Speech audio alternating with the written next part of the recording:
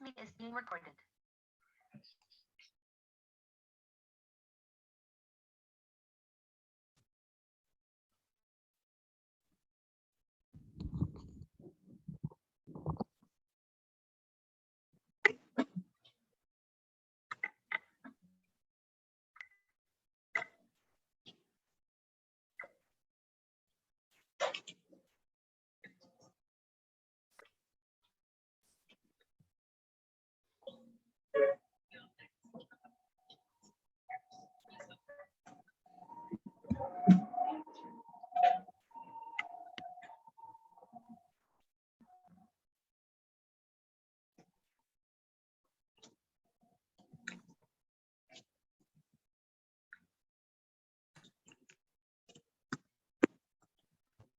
Good morning.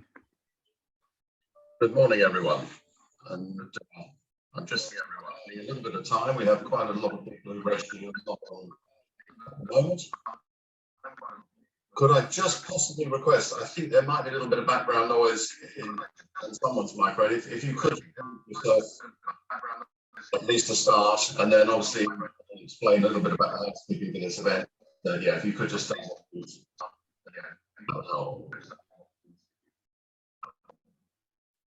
Thank you. Sorry, your voice is very soft. Sorry, Ian, I didn't, is that you, Ian? I didn't catch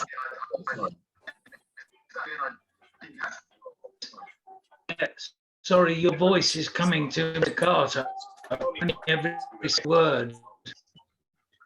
I think it might be your signal, Ian. I can't hear you.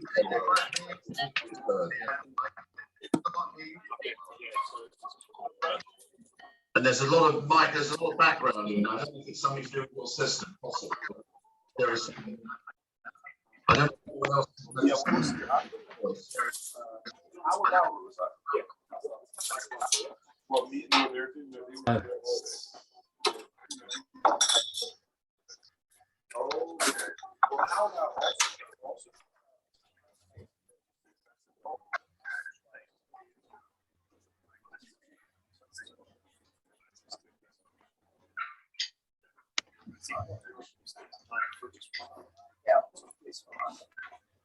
Is anyone else have a problem?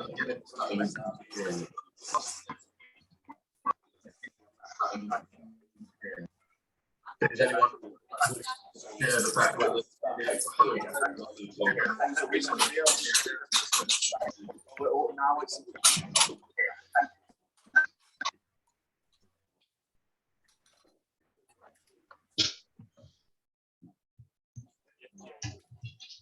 no, but that's good.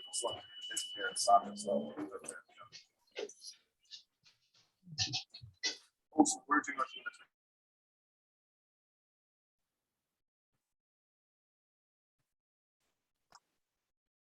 Right, good morning, everyone, and welcome to this event. I do apologise. Obviously, one or two people, certainly Ian Fitzgibbon, said he did have some problems hearing me. Now, as far as I can tell, and no one else as yet has come back and asked or said whether they've got the same problem. So apologies if there is an issue. As far as I know, my system is working, my system connection is good, but as I said, obviously I can't control what people can hear at the other end. So I don't know if Ian, you might want to log in and come back in again in case it is just something on your system. I have actually muted everyone at the moment. As I said, really just at this stage, just to stop background noise.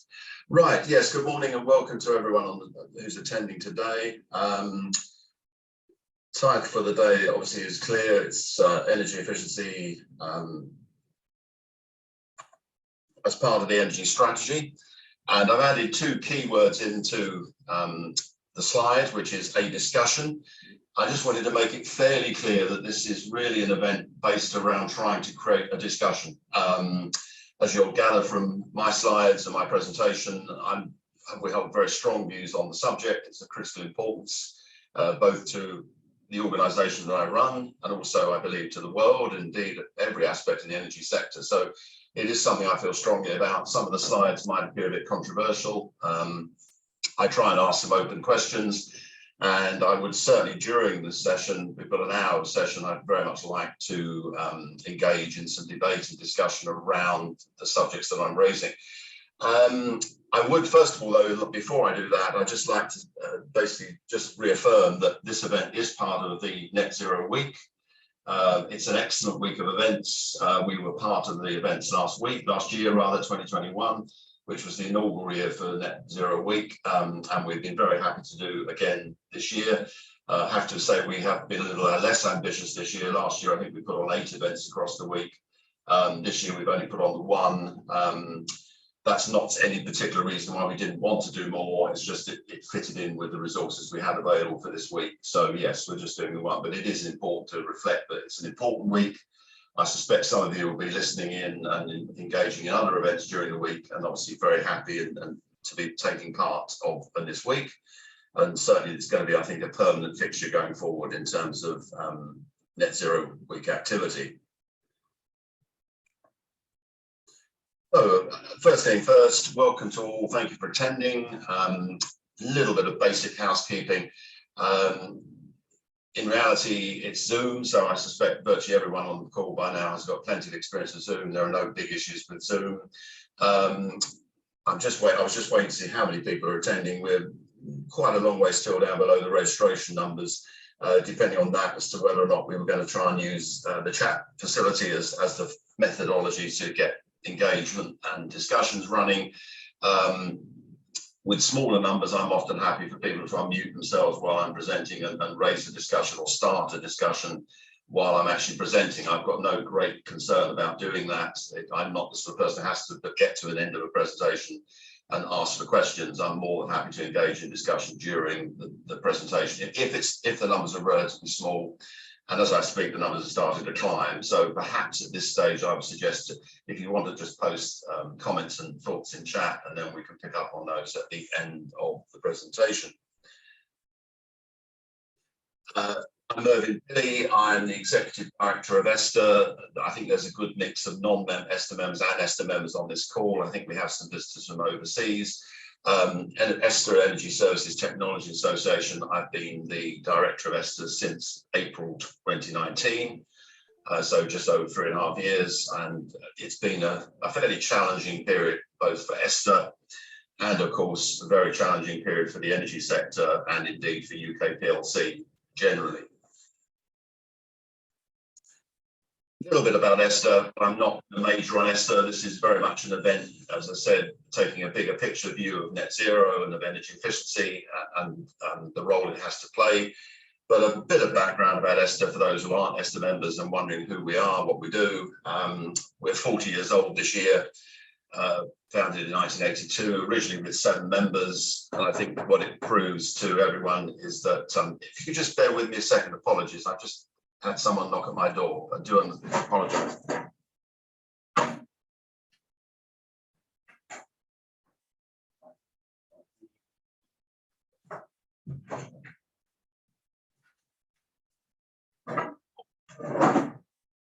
Yes, I do apologize. I've actually seen that happen in an event to a government minister who had to leave to open the door to someone at the door. So apologies for that happening. Yes, just to really reaffirm, there's nothing new in energy management and energy efficiency.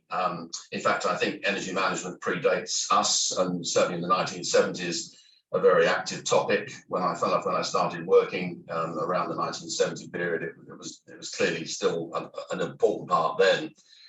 ESTA, the members of ESTA serve the energy efficiency needs of commercial. It's a commercial non-domestic space that ESTA members work in, although there is obviously some crossover and have been doing the work for decades. Our mission statement is making energy efficiency happen, which is a grandiose statement. Certainly, as we'll discuss during this presentation, is sometimes proving harder to implement, very much depending on what support we're getting. But yes, that is our mission statement, and that's what we're driven to do. And that's really the fundamental role of ESTA. And as part of being a trade association, one of the hardest aspects of what I'm doing at the moment as the Executive Director of ESTA is driving policy discussions with government and ensuring that the importance of energy efficiency is recognised.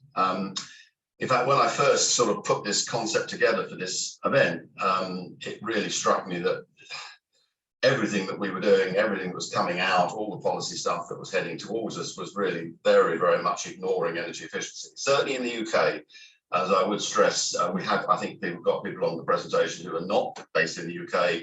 And I think there are some good examples in other countries where energy efficiency has taken a better position and is consequently quite a way ahead of where we are in the UK at the moment. I do want to make one or two clear points, though.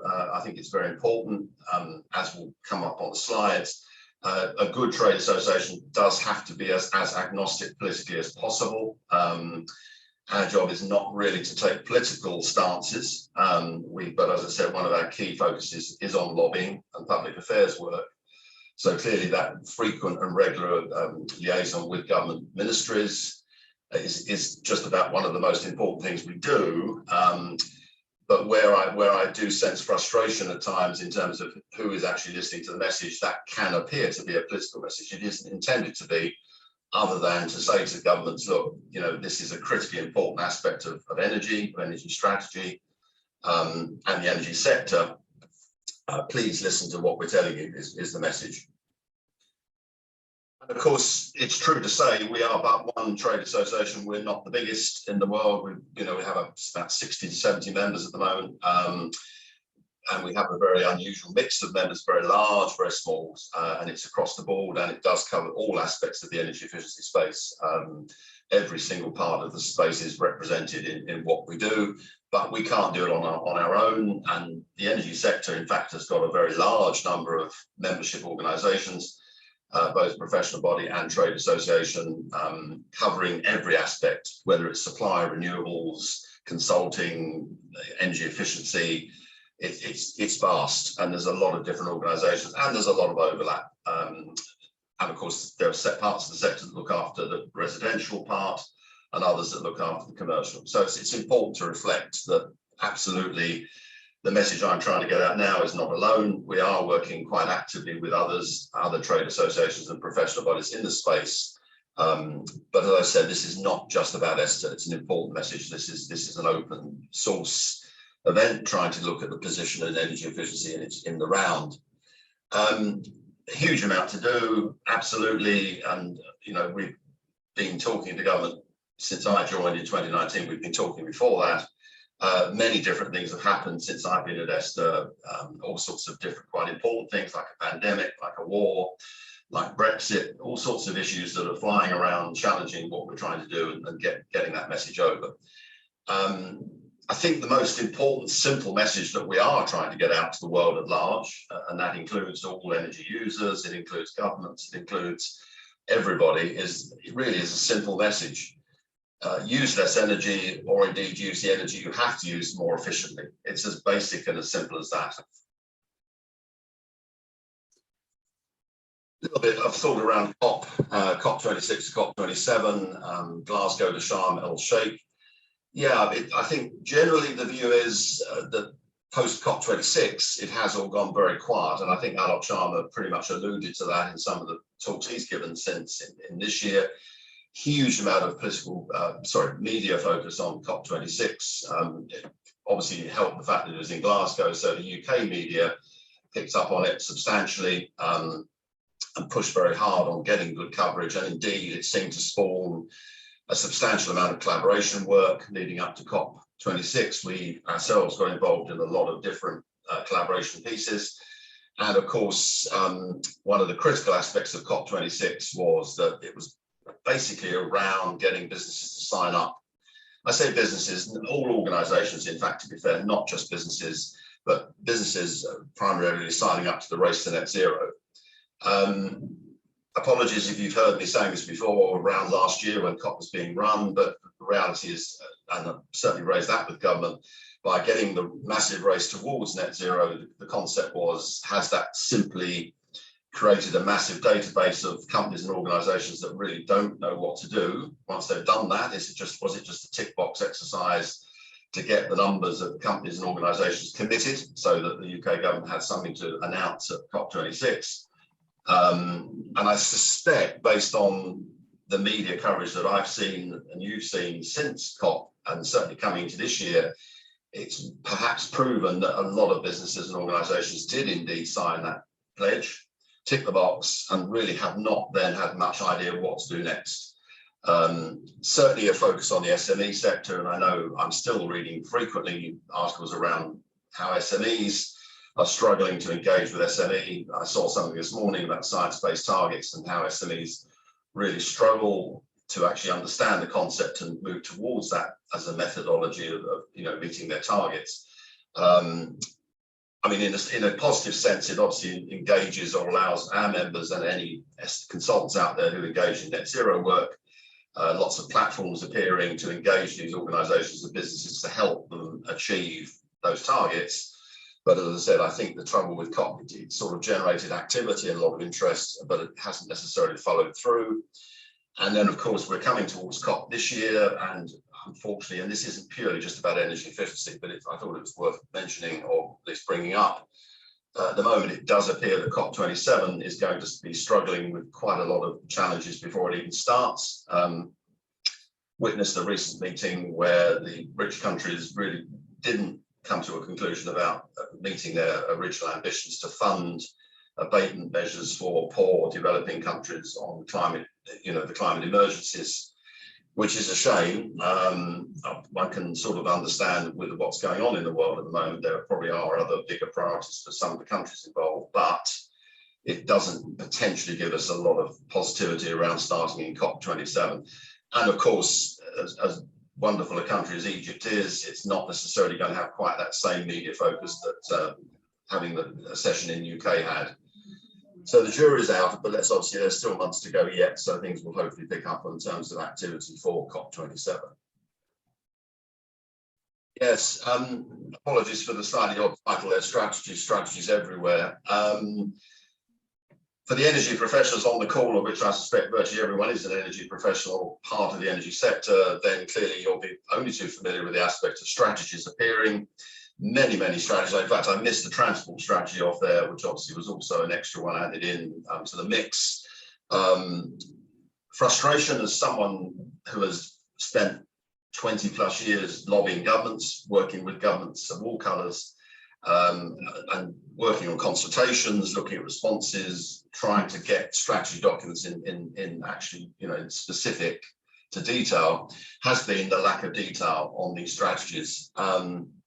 And apologies, a slightly flippant comment around the Jet Zero strategy, which appeared quite in short order without much notice, and frustratingly did seem to be convincing the world that we could all continue to fly without any issues on the basis that there will be a magic technology coming to the rescue. Now, if there's anyone on the call who works in the airline industry, that's not meant to be flippant, but it sort of slightly sums up perhaps the view that would the public actually have to change their behaviours, or businesses change their behaviours, or the way they operate on any of these strategies? And then another interesting question, I did mention I was going to use quite a lot of open questions on these slides.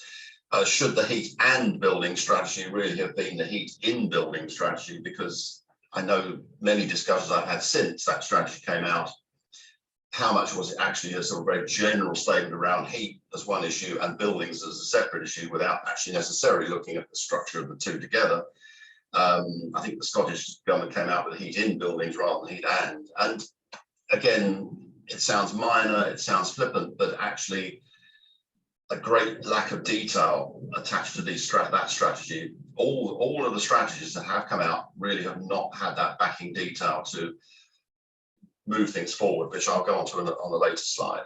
And then a last thought, which I thought someone who has seen many government strategies and consultations published over many years, the net zero strategy, one of perhaps the weirdest things I have ever seen was next to Kwesi Kwarteng's introduction as Minister of State.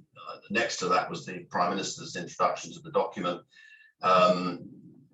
where he openly said really that, no one would expect the green thought police to be banging down their front door to try and tell them what to do, to change behaviours, change their impact. And to be frank, that was quite unusual. I nearly said the word unbelievable. It was very unusual to see Prime Minister's launch to that strategy, making those comments. And on a sort of side to that, which is relevant really to energy efficiency as well, was the fact that at the same time as that document was launched, BEIS had in fact got on their website a document that was very much focused around behaviours and behaviour changes and changes that the public would need to make. I keep using the word public, as I would stress, to me, public means the human race, and that would include businesses and business owners and people running businesses.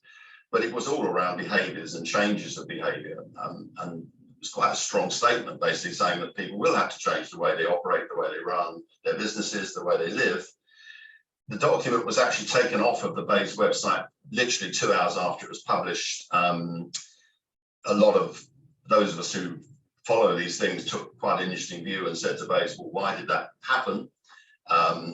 And basically the view came back was, well, it was an academic document, and really it wasn't. We don't really take academic documents as part of policy, consideration as part of policy, which worried a few of us, especially because at the time it was obviously around the pandemic when there was a big discussion going on around following the science and listening to the scientists. So that was of concern, but yet again, as I said, it's as much around strategies and the documents, and the devil in the detail. And last but not least, and that really brings us to the main sort of thrust of today's presentation, today's event. Yes, it sort of had various iterations. I think originally it was going to be the energy strategy, but then finally it ended up sort of as the energy security strategy. And I think for those of us working in the sector, for the energy efficiency professionals, people who work in the energy efficiency space, a really major disappointment for us. Very, very barely any mention of energy efficiency, and certainly nothing to do with any new policy or any new ideas on energy efficiency.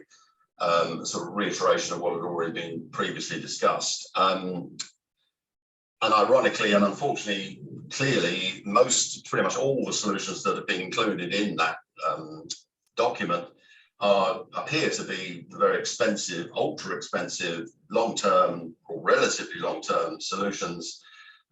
Huge costs, and potentially, certainly in things like nuclear power stations, substantial legacy issues post what happens once they decommission, what do you do post that point? That did seem to underlie the focus of that strategy, the carbon capture storage aspect, all those aspects that are really very, very expensive and potentially have big funding issues and security issues. I mean, as someone who has worked with governments across a number of ministries, as I mentioned before, long-term joined-up policy and thinking needed, it really is a struggle to get coherent action, certainly from the private sector, if they don't have the detail in the strategies. And certainly the funding and the financing model is dangerous. I mean, the government has clearly stated that they feel that the private sector is going to produce £90 billion of private sector funding by 2030 to fund a lot of this activity. And it's really, really hard. The cynic in me says, the accountant in me says, it's really, really hard to see quite where that 90 billion is going to come from. Now, I'm very aware of the discussion going on, and there's plenty of it, around just how much money is available for this sort of investment. I've seen trillions mentioned around the world, but critically, and certainly from the day-to-day job I do in terms of liaising with other organisations, and certainly that includes banks, funding, green funders, funders who say they want to be green, mortgage funders, etc. It's actually been many, many discussions, but actually very little real action in terms of getting those funders together to actually commit the money and get the money out to the projects that really need it. And that is of concern, because at the moment, and this is most definitely not a political comment, but the manifesto funding promise is not materialising. There's still a long way to go on that. So it does look as though the government is really expecting the private sector to come in, be the cavalry riding over the hill to get us all to net zero. And that's okay, but it does concern me, especially when the private sector's had a lot of hits on its resources for obvious reasons from the pandemic. And other problems now, ongoing business cost increases. Back to the fundamental message and the concept of what I suppose some would call negawatts. For those of us who remember negawatts, those around long enough to remember the term, quite an old term, I think, but actually ultimately energy efficiency is the first fuel And that leads me to the premise again for this discussion, because even though the energy strategy became the energy security strategy, clearly that was a premise that energy efficiency wasn't a security issue. Well, we fully support and endorse the approach of the International Energy Agency. I didn't unfortunately get to Denmark, Sonderborg, for the 7th annual conference, energy efficiency conference that they ran. But yet again, and I know it's not a new message, they've been preaching the message for a very long time, energy efficiency is the first fuel. And if it's considered as that, then absolutely why is it not considered to be a supply issue and in turn, therefore, a security issue?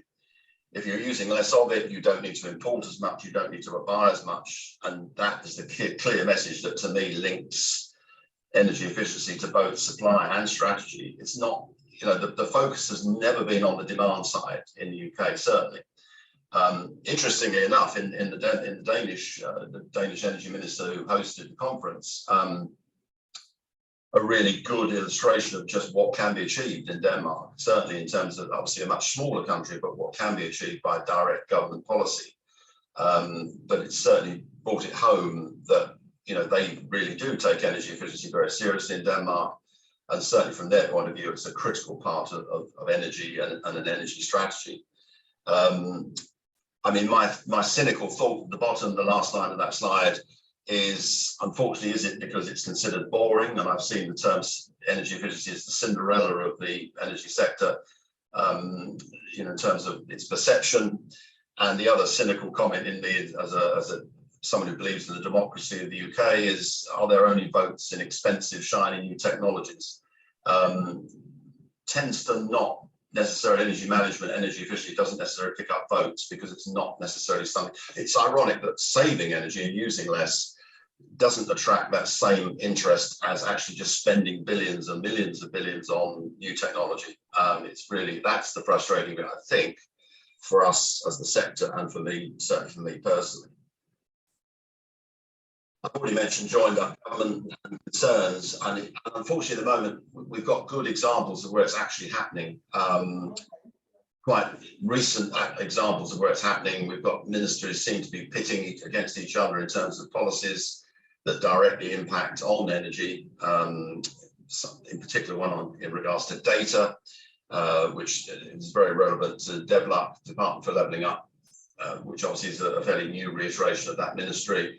But it is frustrating, and of course it proves again that without joined up government there is always a risk that you're going to have a lack of strong approach towards solving the problems. And perhaps you might argue, why on earth have I put that next line in the slide, which is what relevance has that got to what's happened in the Environmental Protection Agency in the US with the US Supreme Court ruling. It's a political issue, I believe. That's a political judgment, political decision, and political issues are mainly short term. I think one of the biggest challenges for everything to do with the environment and the energy policy generally is around the short termism of politics. I remember back to the days of the Green Deal when I first got very actively involved in my sector, which was retrofit at the time. And the Green Deal was cited as being a 25-year plan. Well, obviously, most of you who are involved with Green Deal would know that it was reality. It was not a 25-year plan. It clearly didn't last that long, was never really going to stand much chance of lasting that long. So it's a shame that the short-termism does tend to override the joined up thinking and the long-termism vote planning. Inaction instead of action, yeah, it's. I must admit, I think it's one of the poorest political environments in 23 years of lobbying that I've come across, I've been involved with. Impossible to make real progress in some areas. Endlessly delayed documents and responses. I mean, we've put consultation responses in and then there's promised dates of them coming back and they don't, and there's months of delay.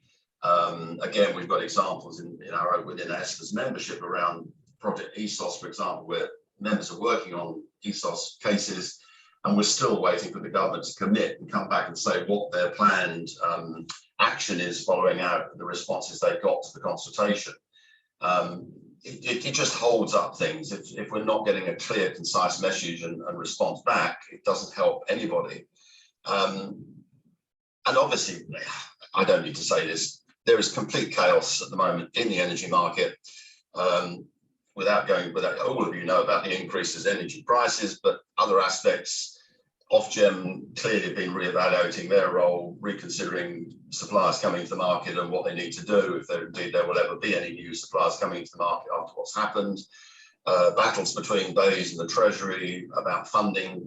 Obviously, this slide was written before the activities that happened yesterday in terms of Treasury, and concerns around growing battles within politics, within MPs and groups of MPs around the net zero concept.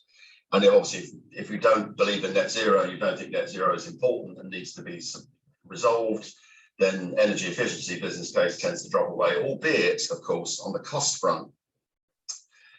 I think my single biggest frustration of 2022, whatever happens in the last 6 months, will be that for a trade association running a trade association based around energy efficiency, we really should be scoring into open goals at the moment.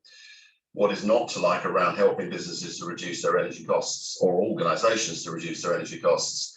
But ironically, my biggest challenge this year has been persuading our members to rejoin and join on the grounds that their business costs have all increased substantially, including obviously energy costs, and that has perhaps not helped in that fight to get more and more companies and solution providers engaged in the battle. Yes, you can probably tell my frustration on that front. But yeah, there is a concern. And then obviously the Committee on Climate Change recently confirmed, I think what most people knew was that the inaction, the lack of policy and lack of detail, actual detail in the strategies I've already mentioned, is not at the moment making it look as though we're going to achieve our targets. Having enshrined the targets into law, which some people think was a very good thing, that's all well and good, but it doesn't help if those targets are not going to be met. So I think that was a wake-up call. It is an independent committee, so it really does, that message should be getting through loud and clear. And then a last, paraphrasing Tony Blair, education, education, education. The last line on that slide is perhaps the personal view that I've already mentioned about the public, bringing the public on side, bringing the public on board, and that would include energy efficiency, is really making it much clearer and much louder message out to everyone around the importance of what we're talking about. That single document that BEIS had put on their website that didn't stay on the website, I think perhaps summed up that fact that there's an awful lot of frankness, transparency and honesty that needs to go out to the public at large around what this really means. Just how important is this against all the other challenges that everyone has on a day-to-day basis. I just wanted at this point, apologies to some of you who will be aware of this work that we did last year and the document that we did last year. This was a document that was aimed entirely at pushing the case for energy efficiency. And it was what called it our manifesto. I've left the COP26 number on the slide because that was obviously in preparation for COP.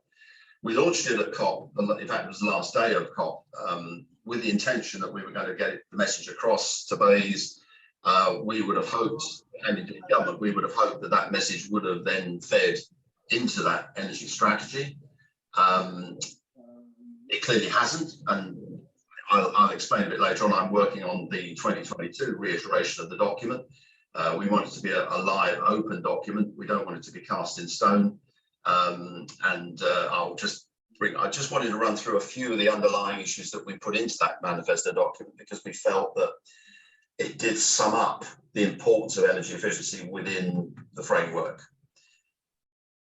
So this was just that first stage of what we were trying to achieve. We felt that part of COP, obviously COP did achieve agreements. It did achieve some of what it was intended to do. But as part of the document, we certainly felt that there needed to be international agreement on applying the energy hierarchy to legislation, taxation and priorities. We certainly wanted to prioritise energy efficiency measures over supplying. I mean, that back to the demand side thing I mentioned. Interesting in debate within the energy space and the energy sector. I'm certainly familiar with some discussions I've had with members and others how the demand side response has been ignored, or certainly not treated with quite that importance as the supply side.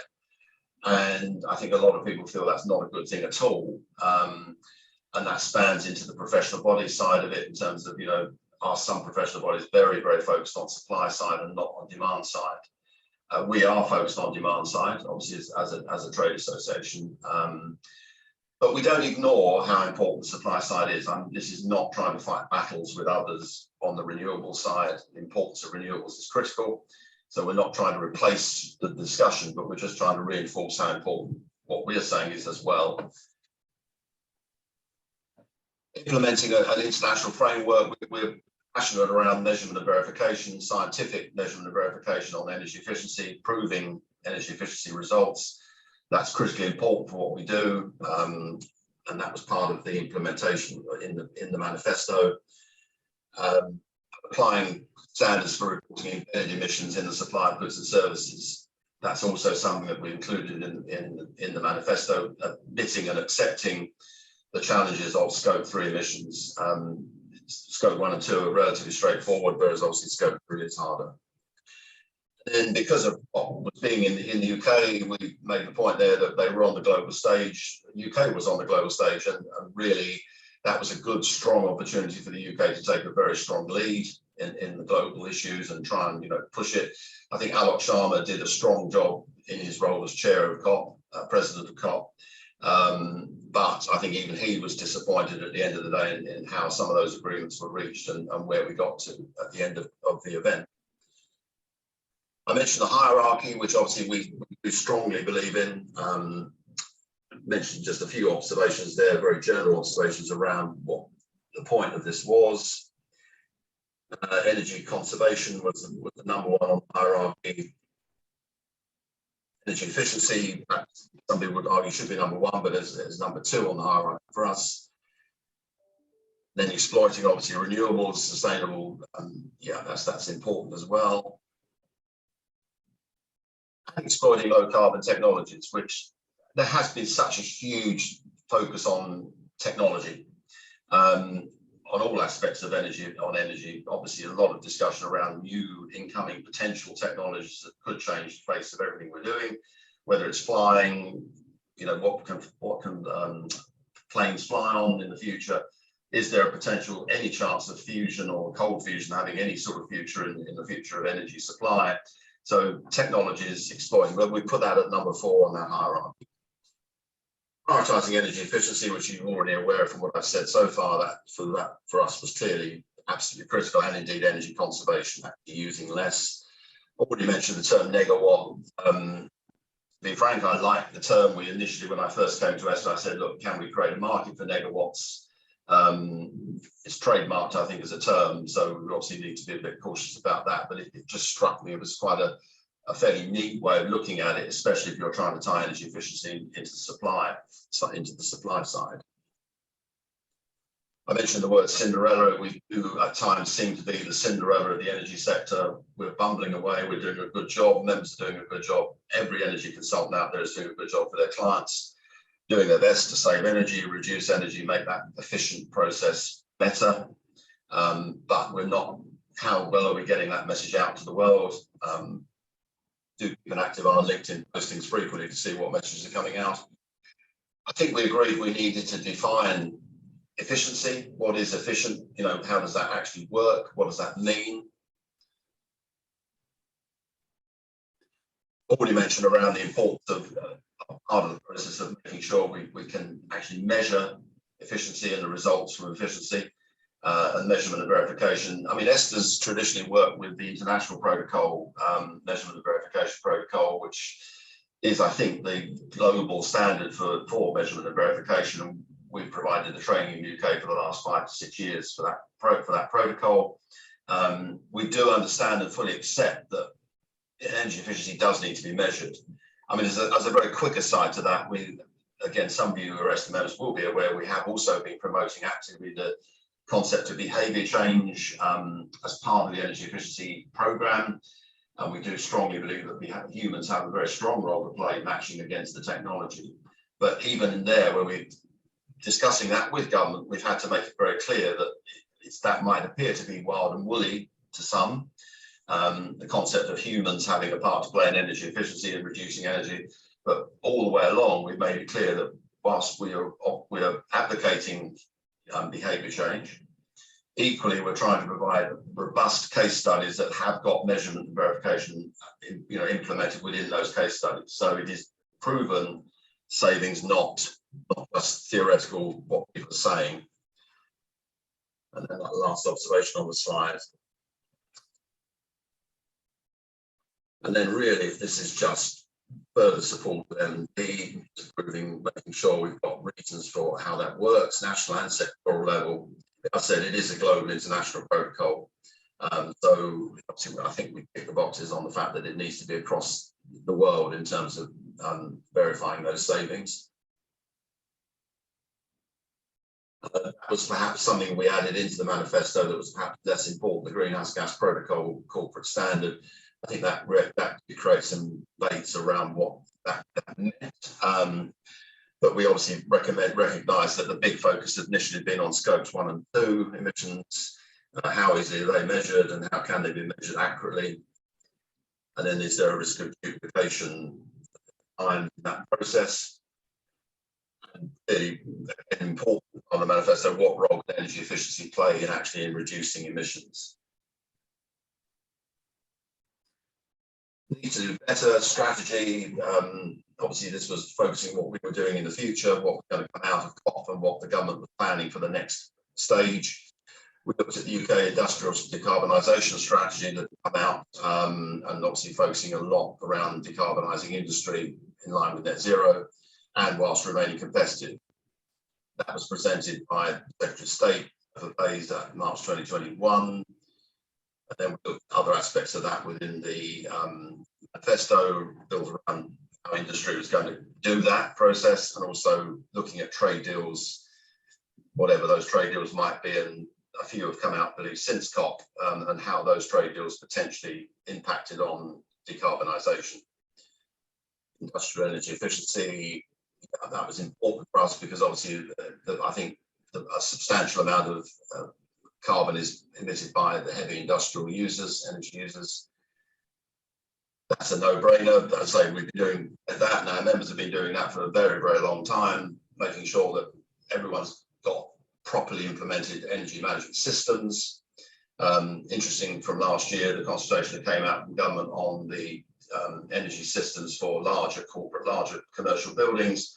And I think it was pretty much accepted that metering is not necessarily in a good place for some of these larger structures.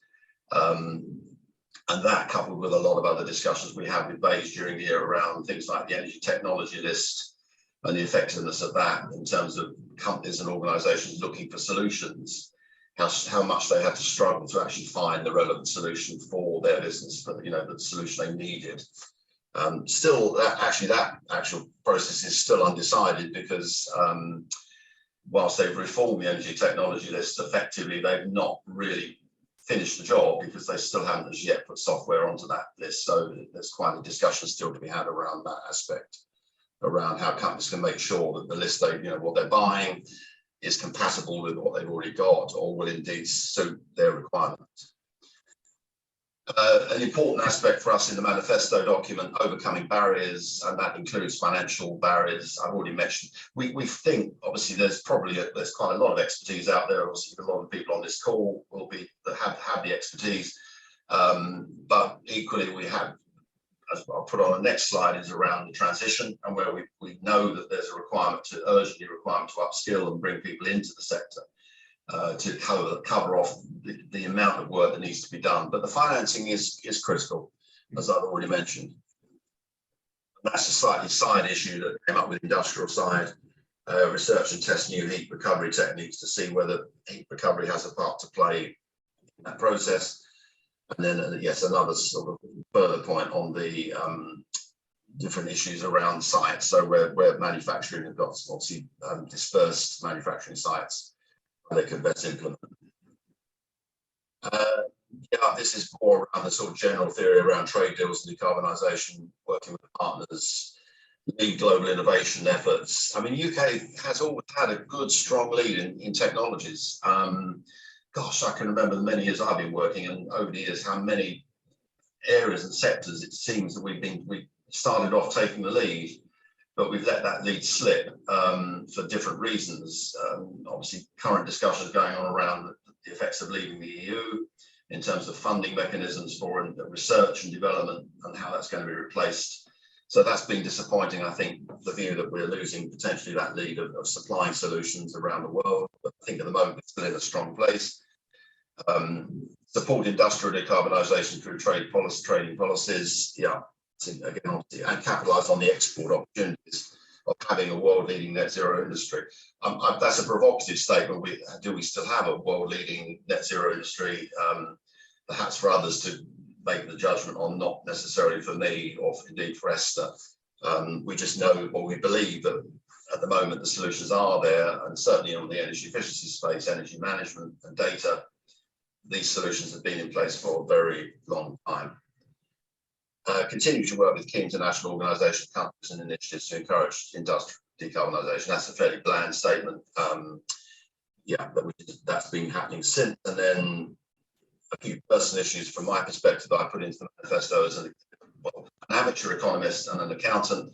Prioritise investments in energy efficiency over investment in new renewables, because we do think there's plenty of money sloshing around for the new renewables, but less really for energy efficiency. Yeah, enable global best practice energy technology and associated services. Don't rely on offsets, we fully accept that, although I still believe in the SME market, where obviously there's an awful lot of discussion around what SMEs can achieve with their limited resources and budgets, whether there is still a discussion to be had around offsets. But clearly offsets have to be very strictly controlled and accredited.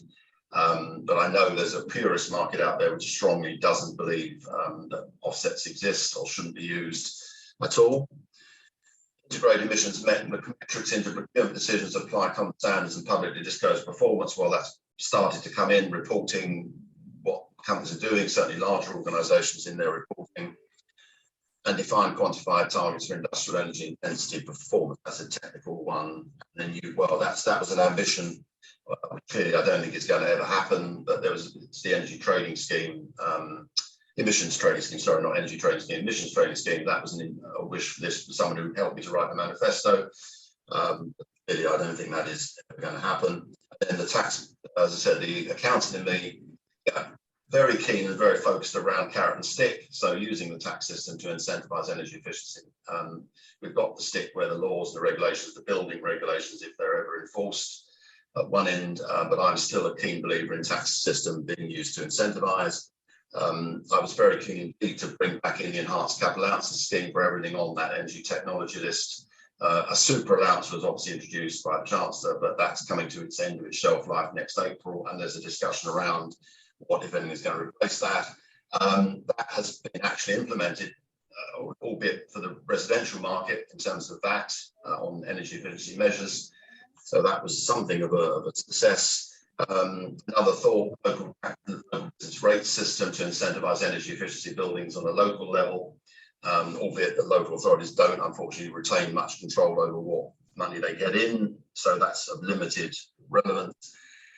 I made that point as an accountant that actually what the view of Treasury always is there's no money for this. There's no money for any of this. You know, we talk to BEIS frequently, suggest things, come up with new ideas. But there's no funding for this. There's no way that this can be funded. Well, my view as an accountant is what goes around comes around, and actually generating and stimulating the energy efficiency sector and activity would, in theory, save money, which would mean higher profit, which would mean more corporation tax generally. And to me, that means more money coming in. And of course, the huge debate at the moment, which is not pertinent to energy efficiency, is around fuel duty and how much extra money has come into the government coffers from what's been happening in the marketplace, which I think slightly reinforces the fact that when the Treasury says there's no money, it really depends where they spend that money and how they allocate it within those pockets. Last slide, I think, on this subject, revisit the funding for retrofit training schemes. Yeah, we strongly took the view that, and as was proved by the Green Homes Grant Scheme, which our ESTA members don't really get involved with because obviously it was a residential scheme, really take the view as an SME background, my SME background, which was retrofit, and we got past 2030, we were very much focused around supply chain for the tier 1 contractors. We weren't the tier 1 contractor on Green Deal. I think what it proved was, and indeed the Green Homes Grant Scheme proved, so much of the installer capacity in the UK is focused around SMEs, and SMEs have got very, very limited resources, even before the pandemic hit, to try and train up large numbers of installers. And that was the frustration. And I thought the government should at least consider funding directly the training of those installers. We advocated 75% because most of the grant schemes, most of the apprenticeship schemes that have come in have really not hit the nail on the head. They haven't done the job. They weren't brought in with consultation with the SMEs who are doing the work. And as a result, they're not being taken up. They're not really happening. And most people will be aware apprenticeship numbers are falling, which is not good. And certainly in the current situation, and part of the levelling up as well, where retrofit can be very much related to local areas, and it's almost shovel-ready jobs. If the funding can be found, it seems such a waste of a shame that these organisations are not getting support to take on more installers. Definitely, we needed to upskill procurement, public and private sector. I've got a bee in my bonnet around how poor procurement is in the public sector, especially very poor procurement in terms of making sure that all these environmental aspects and energy aspects are taken into account. Very disparate approaches to procurement in different parts of the sector, but I'm not absolving private sector procurement either. They're not necessarily doing a much better job. But it does need to be brought into play when you're considering emissions and all those aspects of scopes 1, 2, and 3. And last but not least, I've already mentioned this, so I won't dwell on this, the ESOS consultation. Yeah, this was very relevant because it affected a lot of ESTA members and the work that consultants are doing, those on the ESOS register. Some of the members came back and said they didn't think recommendations should be mandatory on the ESOS. Or indeed trying to establish templated recommendations, which was one of the suggestions.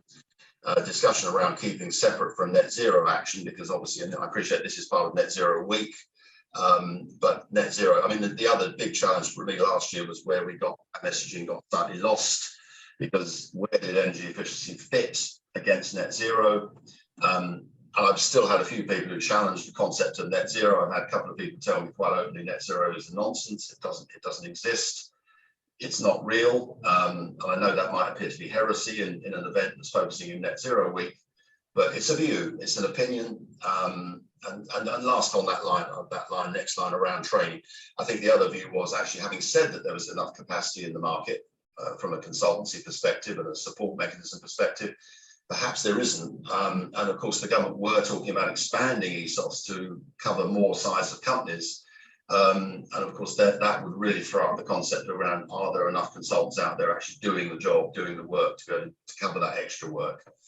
And also discussions around training and qualifications of those people. Again, the view was, is it being very light touch in terms of training and requirements to qualify to become an assessor and beyond? And then behaviour change, as I already mentioned, we do run a behaviour change program. So not surprisingly, we wanted behaviour change to be a solution, to be a recommended solution within the ESOS system. And last but not least, carrots, but not sticks. So we're glad to hear that I've just about come to the end of my presentation. I'm currently working on the 2022 version of that manifesto. I thought I'd run through it. Apologies if I'm boring people with that document, but I just wanted to run through it because we really want more support and more help. This is not an ESTA-owned document. I'm a great believer in open source and thought leadership, and my aim is to get as many people in the sector helping me with that document, helping us, I should use the word us, with that document, with producing that document. There are times when it feels like we're knocking at a closed door. Yes, I mean, as I've already said, 23 years of lobbying activity, and I've rarely ever felt less engaged with ministers, having spent many years talking directly with ministers, quite experienced senior ministers who knew their briefs very well, understood what they were minister of. Now we're working with ministers who change frequently, and I'm waiting for another change of energy minister, which may or may not happen, bearing in mind what's going on at the moment. again, that's not a flippant comment, but it really is important because civil servants want to do the right thing always. But of course, they're very driven by what their minister is telling them what they need to do. So if the minister is coming in, very new to post, not necessarily got a background in that particular aspect, then it takes time, and time is probably what we don't have. But we're going to keep producing the manifesto. We're going to make sure we get the message across to whoever wants to listen. That's the important thing of what we're trying to do at the moment. So really, that's me. That's it. And in terms of the presentation, really wanted to say thank you for attending today. And I'm just going to run through one last thing important thing. I'm going to look at the chat now. Apologies, I can't present and do the chat at the same time as I found out on previous events. Just wanted to briefly put my email on that system. I should have said at the very beginning, this event is being recorded. And obviously, if anyone strongly doesn't want, I mean, the chat won't be part of the recording. So don't worry too much if anyone wants to put in comments that you may not want necessarily the world to know. Anyone who wants to get involved with the manifesto document, please email me on that email address or get in touch with me through LinkedIn or indeed at the ESTA address via the ESTA website. I'm very happy to engage with anyone on the Energy Efficiency Manifesto. We need to publish around September, so sooner rather than later on that. Right, let me just quickly look at chat in the last 10 minutes or so and just see what we've got in there. If there's anything we can sort of bring in. We've got someone on the call from Colombia. Colombia and energy efficiency, that's something I'm not brilliantly up on, I must be honest. There are parts of the world I'm not sure what's happening with energy efficiency. Good, someone said they could hear me. I'm hoping that was the case. Not a good time with this part of the presentation to find out that we couldn't be heard. Oh, lots of break-in sound. Okay, so apologies for that. Okay, I must be honest, I've been running these events for quite a long time during the pandemic, and no one as yet has made these sorts of comments. So probably that's a shame if people have had challenges. Apologies for that. Good, we have some people on the call from Germany. So Lara, yeah, good question. Hello there. Does government lose money if household businesses use less energy? Well, not necessarily. I think that my view there was that circular approach to it, because obviously in theory, well, perhaps households, but businesses, I mean, obviously, ultimately, as proven, governments make money out of tax. And if businesses, energy suppliers are making more profits, as we're aware of the discussion around whether we should be super taxing them or creating additional taxes. I think, someone's just, I know I'm happy to, if someone wants to talk on something on this issue, please feel free to. So I don't think governments lose money if less energy is used. Profits should go up. Obviously, be it said, there are other costs that might be going up at the same time, but purely on the energy reduction, that should push profits up, which should mean more tax, more corporation tax. And you could take an even bigger view and say, well, if companies have got more profit, then they could take on staff, which obviously means more employment taxes. And there's VAT. Obviously, the VAT on that as well as an extra income. And then Laura's followed up, progressive tax on household energy could encourage energy efficiency behaviour. Households are difficult, obviously, at the moment, and no one wants to add burdens into household taxes. Bill, very important, insulating roof spaces. Well, yes, of course, the underlying concept, which is not really necessarily so much on the commercial, non-domestic side, but on the residential side, absolutely the discussion around at the moment is if David Cameron's view around green taxes and green levies have not necessarily been implemented, how far ahead, further ahead now would we be with energy efficiency measures in people's homes? And what impact would that have had on generally on where we are in terms of bills? Ian, have you put your hand up there? Ian, can you hear me, Ian Fitzgibbon? Ian, you're on mute if you did want to ask a question or mention something.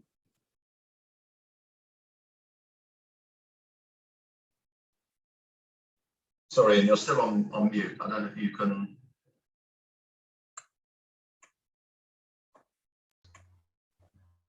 Is that any better? Yes, you're not on Is that any better? You're still a little bit thinny, but Okay. The point I wanted to make was on insulation, basically, because that has been my for the last years. By MP in the House of Parliament, that the 1 million households have been insulated badly, right? In my estimate, but they put right most of them in areas that are classified as fuel poor, fuel poverty areas. So that should be addressed quickly, and is a certain social carbon benefit from that, which can be discussed in time. I am looking at the BIS, so I will be taking it forward and get something further on it. I've been not 5 years, and unfortunately, people listen but don't necessarily hear. Okay, thank you for that. I mean, I agree with you. Thank you for that. That actually, of course, I know when you're suggesting done a good installation job, and quality issues around some of the work on installation. I think what scares me more than that is the fact we're still building houses where people get have to rent in the future, but not even on the new. But you're right. I mean, yeah, and I think the SME side and the installer side, and that was one of the problems with Green Deal. Sorry, the Green Homes Grant. Not the Green Deal. The Green Homes Grant scheme was that because of the big focus around quality, which is probably needed, but the whole thing of using Trustmark, of building that approach, has the bureaucracy killed off the scale of work that can be achieved. I mean, it's an important. I'm sorry, but I don't agree, simply because the quality standards that are required don't cover the done properly. Okay, I accept it. I think you're right. I mean, I think you're right. It's an important aspect of what's happening. So I agree. But, we're literally coming up to our time. I'm very happy to discuss offline if you want to bring, discuss a very important manifesto document. I'm very happy to do that. I'm very happy to talk about retrofit and the work that's going on, and that's I'm very pleased to say that we're just on time. I mean, we're just so I would just like to finish up by saying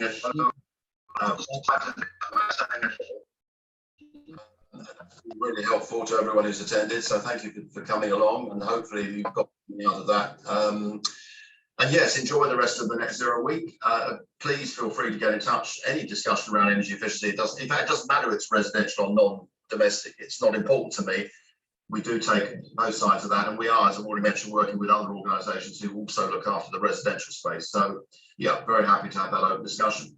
So yes, a big thank you to everyone who's attended. Thank you very much for attending, and enjoy the rest of the week if you're attending other Net Zero events. And yeah, if you want to understand any more about what ESTA does, again, you've got the email address there, and please feel free to get in touch.